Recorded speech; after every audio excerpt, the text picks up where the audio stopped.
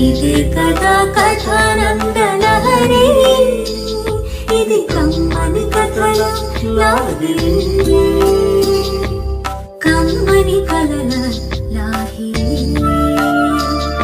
ఇది కమ్మని కథల లోహిరి. కథానందలహరి సభ్యులకు శ్రేయోభిలాషులకు నా నమస్కారం. నేటి కథానిక నిర్ణయం. రచన చిరావూరు మదన్ మోహన్. సమర్పణ రాజేశ్వరి విజయ్ కుమార్.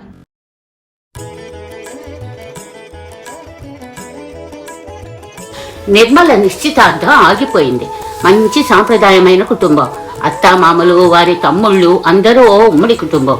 చూడ్డానికి కళ్లకు ముందుగా ఉండింది. ఆ కుటుంబంలోకి తన కూతురు కోడలుగా వెళ్లాలని 1000 దేవుళ్లకు దండం పెట్టుకున్నాడు వెంకట్రామయ్య. పిల్ల నచ్చింది. వాళ్ళ సత్తుల ప్రకారం తన కూతురికి ఇష్టం లేకపోయినా పెళ్లికి తర్వాత చేసే సాఫ్ట్వేర్ ఉద్యోగాన్ని వదిలేస్తుందని వాగ్దానం చేశారు.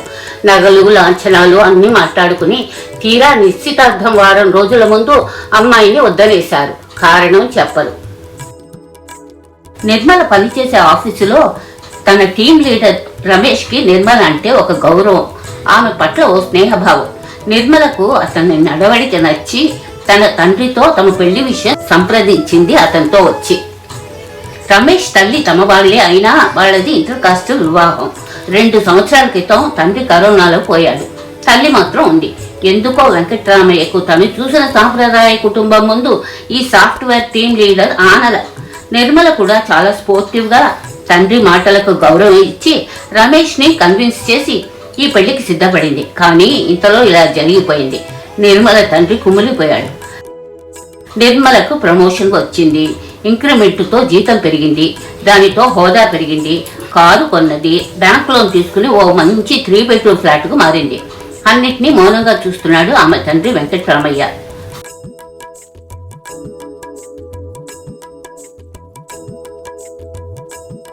ఆ రోజున వెంకట్రామయ్య ఇంట్లోకి అడుగు పెడుతూనే, అమ్మా నిర్మల, నీ ఫ్రెండ్ రమేష్ బాగున్నాడా అమ్మా? అతన్ని ఒకసారి మళ్ళీ మన ఇంటికి తీసుకురా తల్లి అని ప్రేమగా అన్నాడు.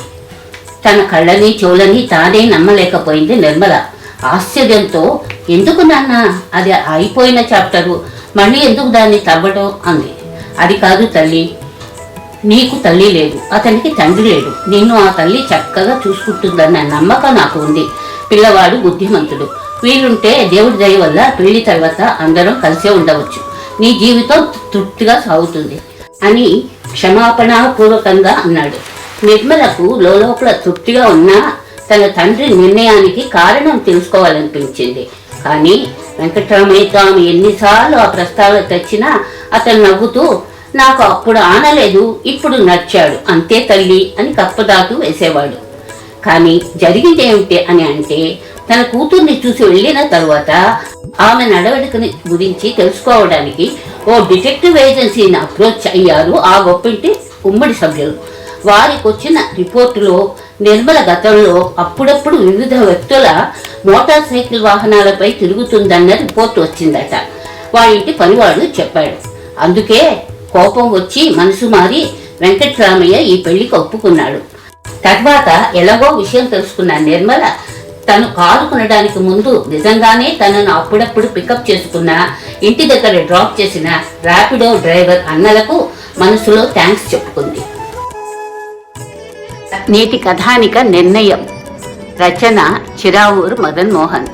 సమర్పణ రాజేశ్వరి విజయ్ కుమార్.